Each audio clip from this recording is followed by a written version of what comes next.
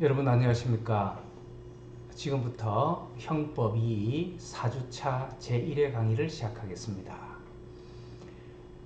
오늘부터는 공범의 구체적인 내용으로 들어가서 공동정범, 간접정범, 교사범, 종범, 공범과 신분 이 순서로 개별 공범의 내용을 살펴보겠습니다.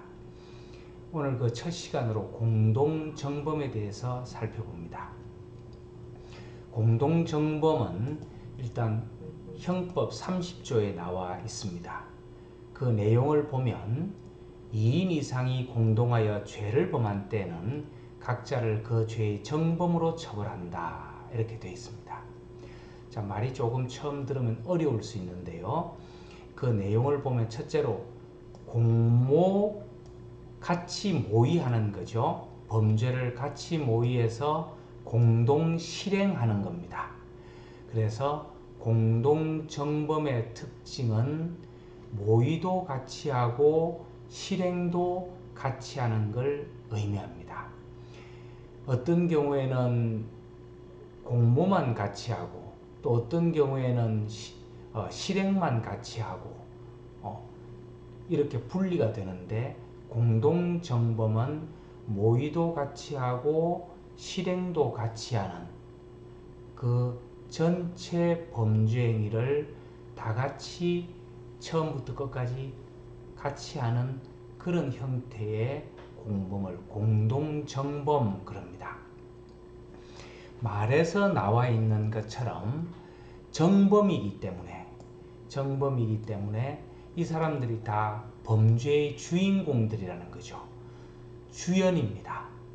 자, 그래서 그 공모도 같이 하고 실행도 같이 하는 것이기 때문에 그 각자가 모두 정범이고 따라서 그 모두를 정범으로 처벌하는 그런 형태의 범죄입니다. 자, 이렇게 공모, 공동실행을 모두가 같이 해야 된다 하는 것이 공동정범의 기본적인 요건인데요. 그런데 그렇게 가담하기만 하면 그 공모하고 공동실행하는 과정에서 똑같이 그 행위나 모의를 똑같은 포션으로 담당할 것을 요구하는 건 아닙니다. 무슨 말인고 하니 예를 들면 어떤 사람 갑과 을이 A를 살해하는 그런 공동정범의 범죄를 실행하는 경우에 모의를 하는 과정에서 갑이 주도를 합니다. 을은 처음에는 내키지 않아서 거절도 하고 뭐 주저주저 하다가 결국은 좋다 같이 하자 이렇게 됐으면 모의 단계에서 갑이 그 모의를 주도하는 겁니다. 갑의 포션이 더 큰 거죠. 자, 그렇게 해서 모의를 하고 A를 살해하는 장소에 갔습니다.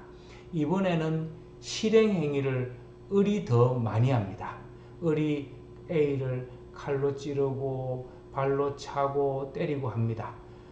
여기에 갑은 옆에서 A의 팔을 잡고 또 경찰에 신고하려는 전화기를 잡는 걸 뺏고 이 정도 역할만 합니다. 자, 이 실행 행위에 관해서는 을이 더 많은 포션을 차지해서 역할을 하는 거죠. 자, 그래도 갑과 을은 모두 공동정범이 된다 이런 말입니다. 모의도 같이 주연으로서 하고 그 안에서 누가 더 많은 역할을 하고 좀 적게 역할을 하더라도 상관없이 모의를 같이 했다면 공동 모의를 한 겁니다. 실행도 누가 더 많은 실행을 70% 80% 하더라도 20, 30%의 그런 그 정범으로서의 그런 실행 행위를 했으면 그 사람도 공동 실행을 한 겁니다. 자, 그렇게 어쨌든 판단이 되면, 인정이 되면 그 두 사람은 모두 공동 정범으로서의 책임을 져야 한다, 이런 말입니다. 자, 이 말이 우리 30조에 나와 있는 말로 각자를 정범으로 처벌한다, 이런 표현입니다. 그러니까 그 속에서 한 역할이 좀 크고 작더라도 상관없이 정범으로서의 행위를 했다면 그 포션하고 상관없이 각자를 모두 정범으로 처벌하겠다. 약간의 연대성이 들어가 있는 규정일 수도 있습니다. 자, 어쨌든 공모와 공동 실행을 다 같이 한 경우 공동 정범으로서 각자를 다 정범으로 처벌합니다. 자, 이런 공동 정범은 다른 공범과의 차이가 있습니다. 첫째로 우리가 구분해 볼 것이 간접 정범이죠. 간접 정범은 몇 차례에 걸쳐서 설명을 했는데 여러분들이 그 예를 하나 외워두면 좋겠죠. 37살 어른이 5살짜리 꼬마를 시켜서 자는 사람에게 독약을 넣게 해서 죽게 만드는 거. 자, 이걸 생각을 해보면 이 간접 정범이라고 하는 것, 이름이 어쨌든 정범입니다. 공범이 아니고 정범이라는 점에서 공통적입니다. 물론 간접 정범을 정범이 아닌 공범으로 보는 소설도 있지만 현재의 대다수설은 정범으로 봅니다. 즉 37살짜리 그 어른은 자기가 실행행위는 하지 않았지만 정범으로 본다는 측면에서는 공동정범과 같습니다. 하지만 공동정범은 갑과 을이 모두 정범으로 취급되어서 처벌되는 반면에 간접정범은 그 행위를 기능적으로 지배한 37살 된 어른만 정범이 되는 거고 5살짜리 꼬마는 당연히 범죄 성립되지 않는 거죠. 그래서 간접정범과는 달리 거기에 가담한 복수인이 전부 기능적 행위 지배를 하고 있는, 즉 범죄를 주도한 그런 사람들로서 모두, 두 사람 모두, 또 세 사람 모두 정범으로 처벌된다는 점에서 차이가 있는 거다, 이렇게 말할 수 있습니다.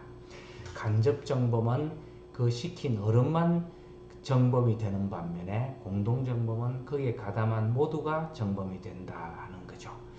자, 교사범은 갑이 을을 교사하여 을이 혼자서 실행행위를 해서 A를 살해하는 것, 이런 거죠. 그러니까 사전에 어떤 의사교환이라는 측면에서는 공동정범이나 교사범이나 동일한 측면이 있지만 다른 점은 공동정범은 실행행위도 같이 하는 반면에 교사범은 실행행위는 교사를 받은 한 사람, 즉 정범만이 실행행위를 한다는 점에서 차이가 있는 거죠. 어렵지 않게 여러분 구분할 수 있을 겁니다. 자, 종범은 이번에는 거꾸로 뭔가 실행행위는 둘 다 합니다. 한 사람은 정범으로서의 실행행위를 하는 것이고, 즉 기능적 행위 지배를 하는 그런 중요한 행위를 하는 것이고, 또 한 사람은 도와주는 종범으로서의 방조행위를 하는 것이고, 이 차이가 있을 뿐이고 실행행위를 한다는 점은 어쨌든 공통되는 거죠. 다른 점은 방금 얘기한 것처럼 공동정범은 그 전체 범죄를 기능적 행위 지배를 하는 정범으로서의 그런 그 실행을 하는 반면에 종범은 기능적 행위 지배가 아닌 옆에서 도와주는 방조 행위에 불과한 그런 그 행위만을 하는 것이다, 이런 얘기입니다. 자, 우리 망보는 행위 같은 경우는 학설에서는 이거는 옆에서 도와주는 행위일 뿐이다. 이렇게 보는데 판례에서는 이 망보는 행위도 기능적 행위 지배를 하는, 그래서 정범으로서의 행위 이렇게 보는 판례도 있습니다. 그래서 이 망보는 행위 같은 경우가 기능적 행위 지배를 하는 정범으로서의 행위인지 아니면 옆에서 도와주는 방조 행위에 불과한 것인지 그 경계선상에 있는 행위다 이렇게 얘기할 수 있겠습니다.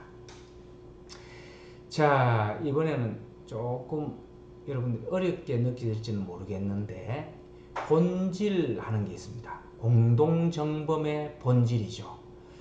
자, 이 공동정범의 본질이라고 하는 것은 도대체 무엇을 공동으로 하는 게 공동정범이냐 이런 말입니다.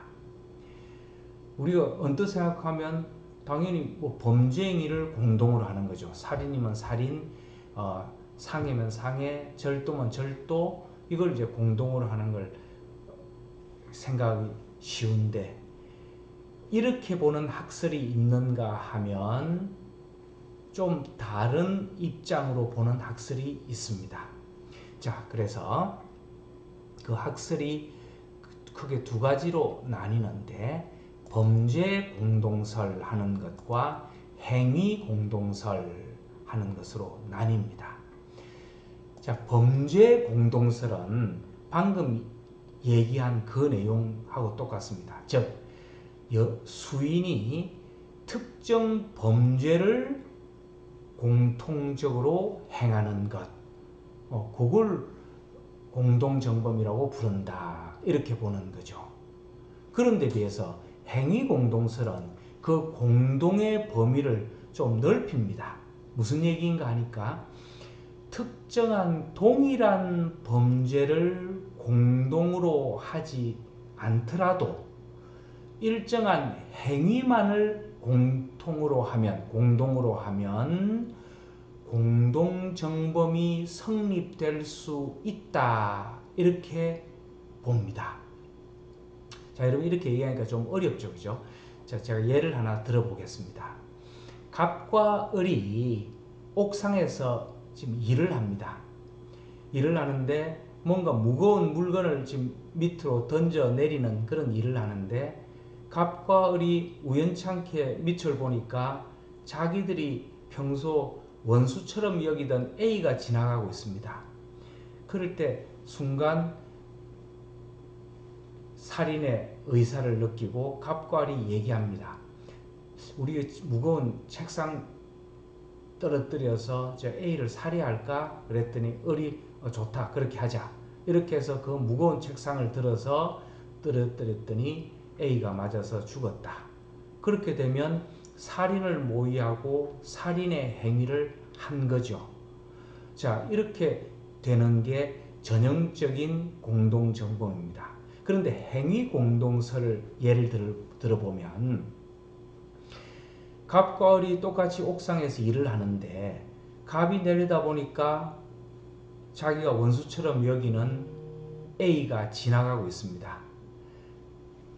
그런데 을은 아무것도 모릅니다. 갑은 A를 살해할 마음으로 책상을 을 보고 같이 던지자 이렇게 얘기를 합니다.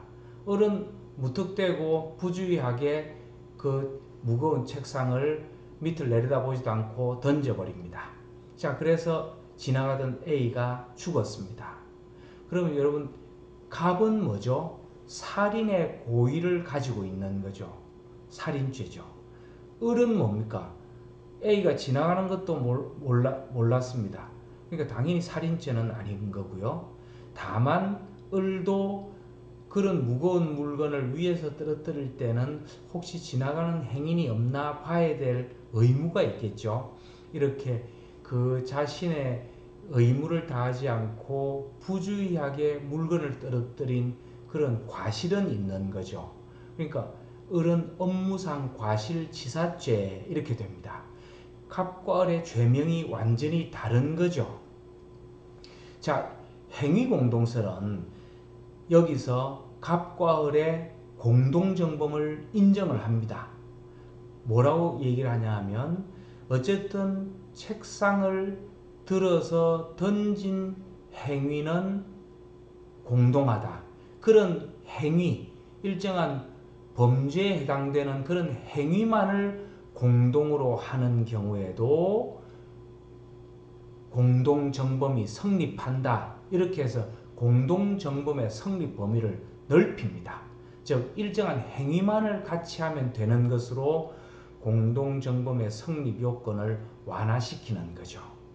범죄 공동설은 특정한 범죄를 공동으로 해야 된다. 이렇게 보는 반면에 행위 공동설은 일정한 범죄 행위에 해당되는 그 행위만을 공동으로 하면 공동정범이 성립한다.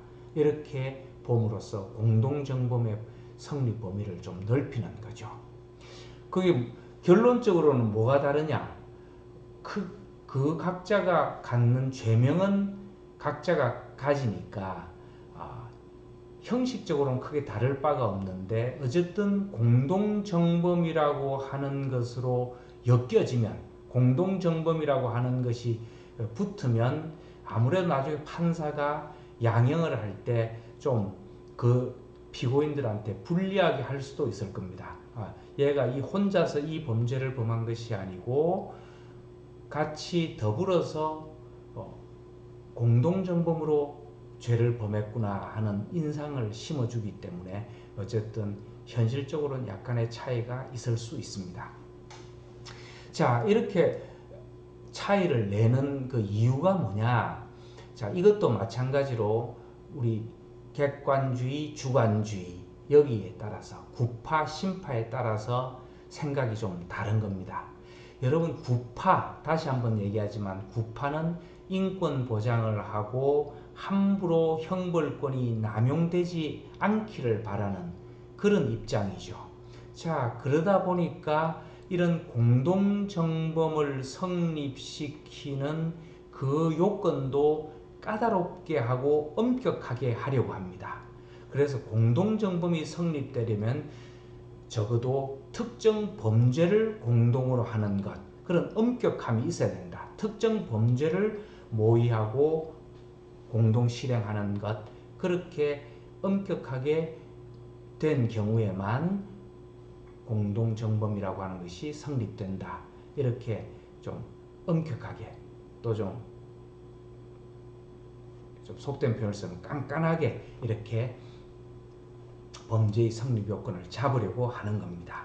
거기에 비해서 행위 공동설은 주관주의, 심파, 범죄의 억제라고 그랬죠. 범죄가 많이 일어나니까 어쨌든 범죄를 삼아서 그 사람의 범죄성을 누그러뜨리는데 형벌의 목적이 있다 그랬으니까 좀 처벌의 강화 이런 측면에서 그 성립 요건을 좀 헐겁게 해서 행위만 공동으로 하면 공동정범이 성립된다 이렇게 보는 거죠.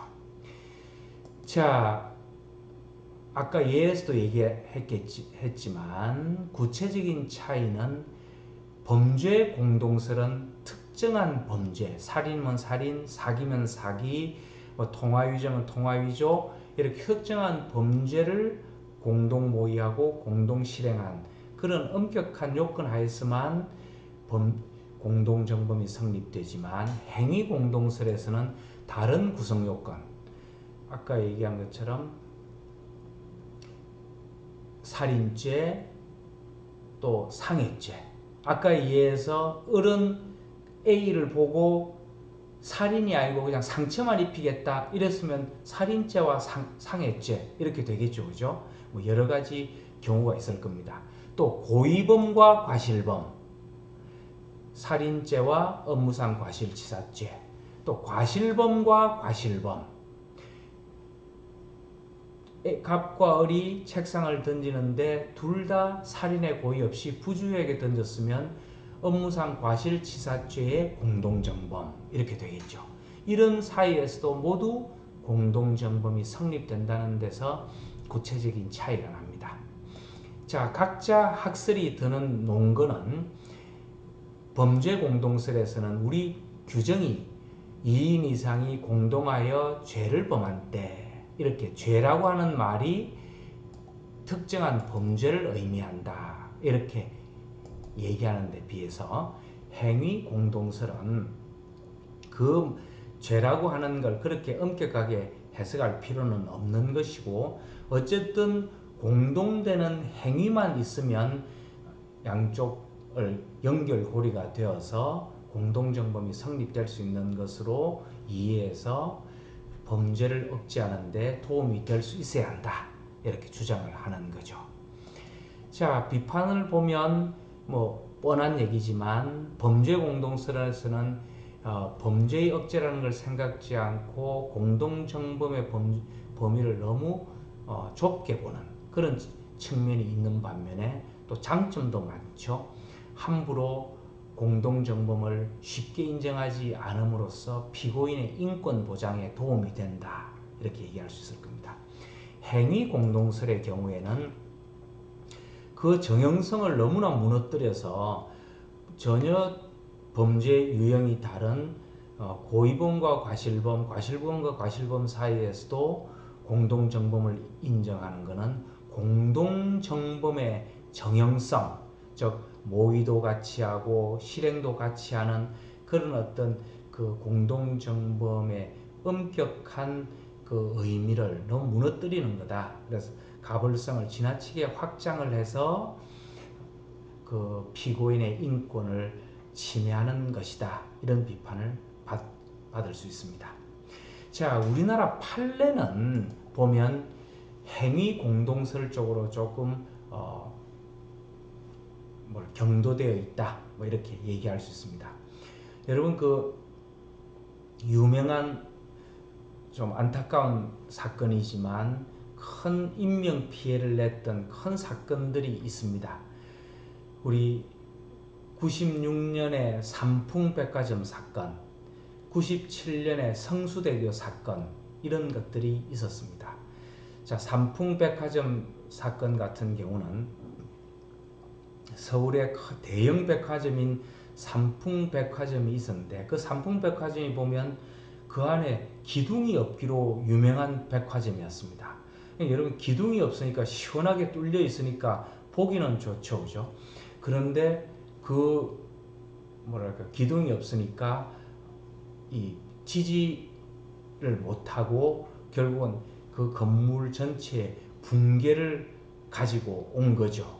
그래서 그때 많은 사람들이 죽고 다치고 했습니다. 97년도에 성수대교 사건도 끔찍한 사건이었는데, 그 수많은 자동차가 지나가는 성수대교에 그 난간 하나가 그대로 강으로 주저앉았습니다. 그러니까 지나가던 차들이 그대로 강으로 떨어지는, 그래서 버스가 또 한 대 떨어져서 그 안에 타고 있던 여고생들 10여 명이 한꺼번에 죽기도 하는 그런 안타까운 사건이었습니다. 자, 이런 사건을 두고 우리나라 대법원은 어떻게 판결을 했냐면, 이런 그 구조물을 건축 계획한 사람이 있을 거고, 또 설계한 사람이 있을 거고, 그걸 건축한 사람이 있을 거고, 그 이후에 유지 관리한 그런 주체들이 다 따로 있는 거죠. 그 사람들은 따로따로 자기의 일들을 한 겁니다. 그런데 어쨌든 이런 것들이 모두 잘못됐다는 거죠. 건축 계획도 잘못 수립했고, 설계도 그렇게 지지대가 없이 기둥 없는 그런 설계를 하고, 또 건축을 하고, 유지 관리의 그런 어떤 붕괴 위험성을 파악하지 못했던 그 각자의 부주의, 과실이죠. 그 과실들이 업무상 과실치사죄 이런 죄명이 붙을 텐데, 그런 것들은 서로 공동정범의 관계에 있다, 이렇게 봤습니다. 그래서 이 과실범과 과실범 사이에서도 공동정범을 인정함으로써 고의로 특정 범죄를 모의하고 또 그 특정 범죄를 공동 실행하도록 한 경우에만 공동정범을 인정한 범죄 공동서를 취한 것이 아니고 그 외에 고의와 과실, 과실과 과실 사이에서도 공동정범이 성립할 수 있다. 이렇게 보는 행위 공동서를 취한 점, 그 점이 우리 대부분의 입장이다. 이렇게 이야기할 수 있습니다. 자, 그래서 여러분들이 이 공동정범의 본질, 도대체 공동정범이라고 하는 것은 무엇을 공동으로 할 때 공동정범이 성립될 수 있는가 하는 문제는 이렇게 현실에서도 차이를 가져온다 하는 점을 알고 어떤 점이 쟁점이고 그 구체적인 차이는 어떤 것들인지 하는 것들을 잘 익혀두면 되겠습니다. 자, 오늘은 여기까지 하고요. 다음 시간에 공동정범의 요건으로 들어가서 공부하도록 하겠습니다. 수고하셨습니다.